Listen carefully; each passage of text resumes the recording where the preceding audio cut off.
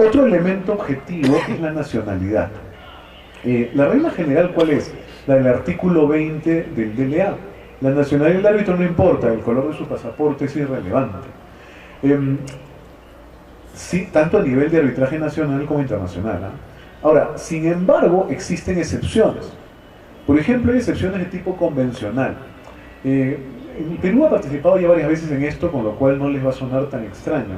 El convenio CIADE, ¿no? El Centro Internacional de Arreglo de Diferencias en Materia de Inversiones,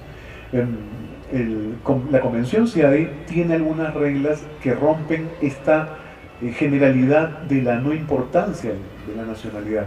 Y por ejemplo, en el sistema CIADE, un tribunal trino, la mayoría de árbitros no puede ser de la nacionalidad del Estado o del Estado contratante o del nacional inversor. Entonces, ahí hay una excepción.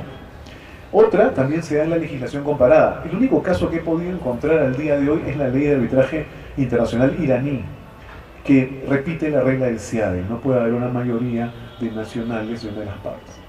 Y también a nivel institucional, el reglamento de arbitraje vigente al día de hoy de la de la Corte de Arbitraje Internacional de Londres, que es del 98.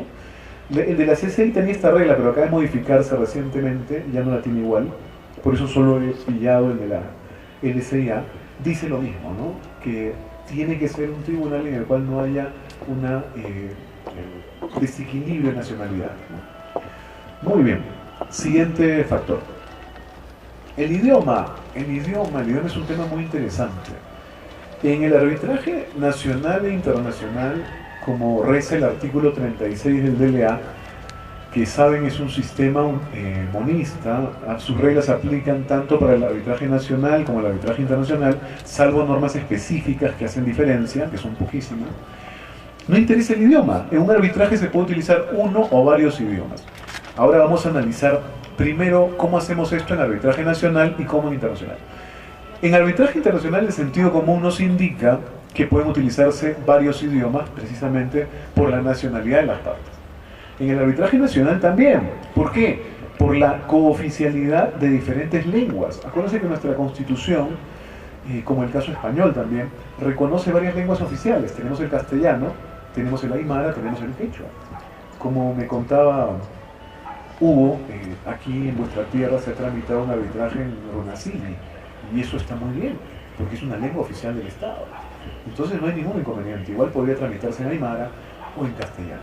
Ahora, idénticamente, siendo un arbitraje nacional, si alguna de las partes tiene una lengua que no es la nuestra, podría tramitarse un arbitraje en castellano, podría ser también en inglés, o sea, si fuera una parte china, podría ser en chino mandarín o en cantonés, dependiendo del lugar.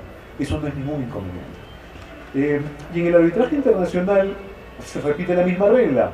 Ahora, la verdad es que en algunos casos, como el arbitraje CIADE, por ejemplo, se está presentándose mucho el caso de arbitrajes en que se dan en dos idiomas. El inglés, que es una suerte de esperanto actual, ¿no?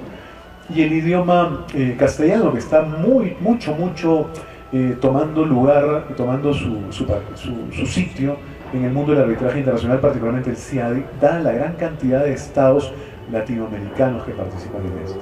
Ahora, una última reflexión en cuanto al idioma. Hay que ver la lengua del arbitraje y la lengua del contrato. O sea, para elegir un árbitro, tú le vas a pedir un idioma. Si la lengua del contrato es inglés y la lengua del arbitraje es inglés, inexcusablemente, ¿qué idioma tiene que manejar? Evidentemente, inglés. Si tú eres hispanoparlante, puedes elegirle inglés y castellano. A veces suele darse también casos en que la lengua del contrato es una y la lengua del arbitraje es otra.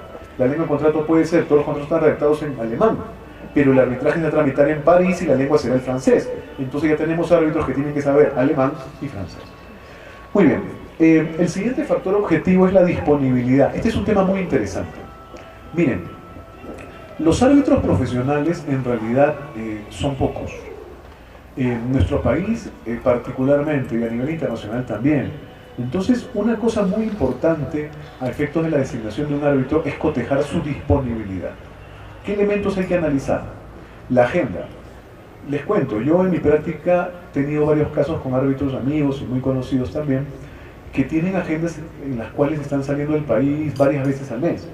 Si tú no tomas en consideración eso, pues vas a creer que el arbitraje se tramitará en 6 meses, pero cuando elegiste a esta persona y no cotejaste su agenda, resulta que el arbitraje va a terminar en 1 año y medio o 2. Entonces la agenda es un elemento fundamental. Otra, la ubicación.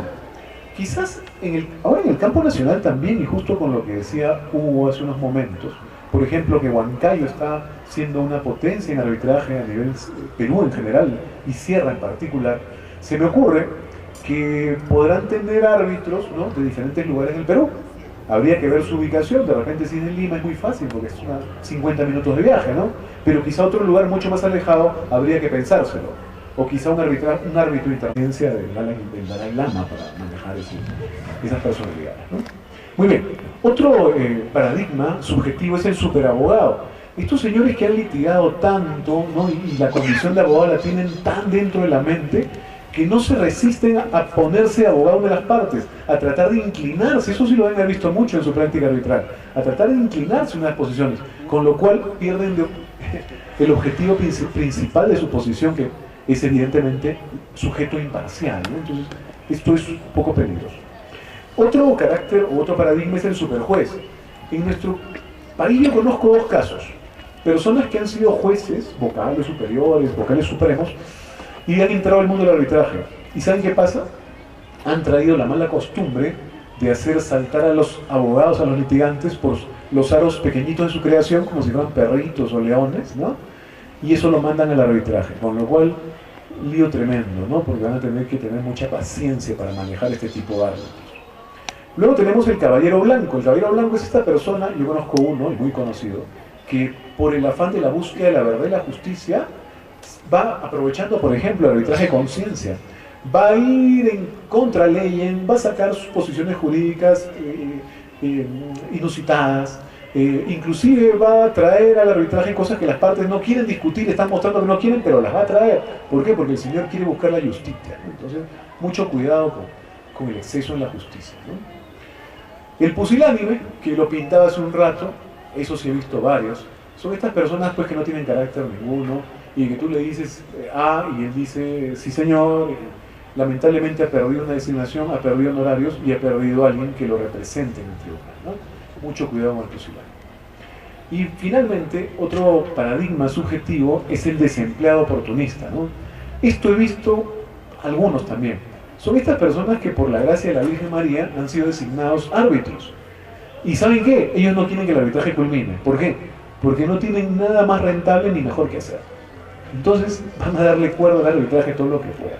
Mucho cuidado con este tipo de personalidad. Muy bien, y luego, al día de hoy, algunos catedráticos norteamericanos están haciendo un análisis que me llamó mucho la atención. Es muy reciente, es de fines del año pasado. Se los he puesto en el cuadro. Lo que están propugnando es lo siguiente. Dicen, esto que yo he planteado hace un rato, esos paradigmas, son paradigmas, son construcciones artificiales. ¿Por qué no en realidad atacar la búsqueda del tipo de personalidad del árbitro, ¿no?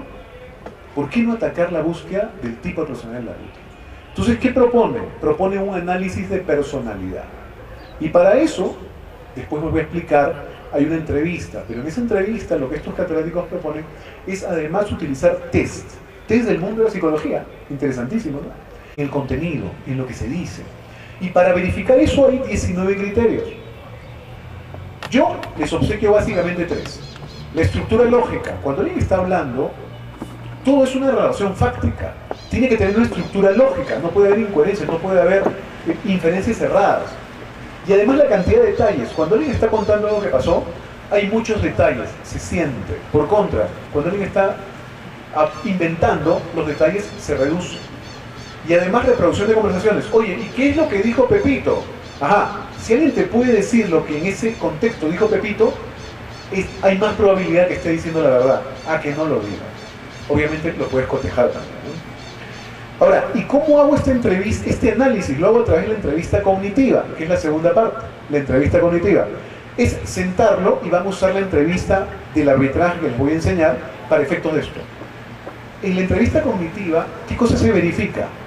Restauración mental del contexto. Alguien que está diciendo la verdad puede retraerse en el tiempo y imaginarse el lugar.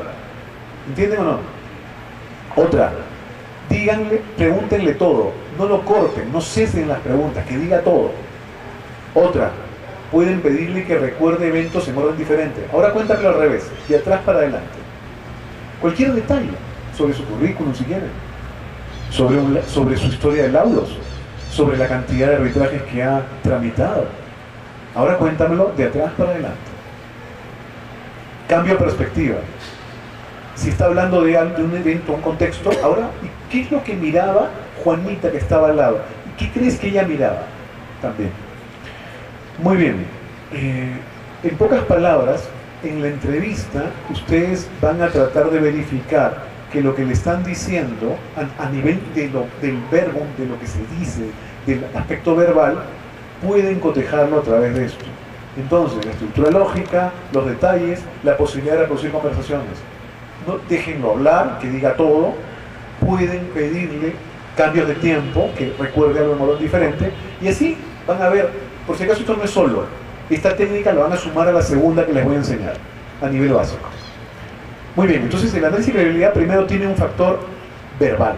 ¿Cuál es el que me gusta más? El factor gestual. El factor gestual. ¿Ustedes han visto una serie que se llama Lie to Me? ¿La han visto? Ya está. Primero, antes que me olvide, a quien le interese, yo no los puedo entrenar en los minutos que me quedan en estas técnicas. Si les interesa ese entrenamiento, en este país solo se da en un lugar. En la Escuela de Posgrado de San Martín tenemos el curso de técnica probatoria. Y en ese curso de técnica probatoria entrenamos en todas estas técnicas de detección y credibilidad de testimonio. Incluso el otro año va a venir alguien del mismo despacho de Paul Lehrman.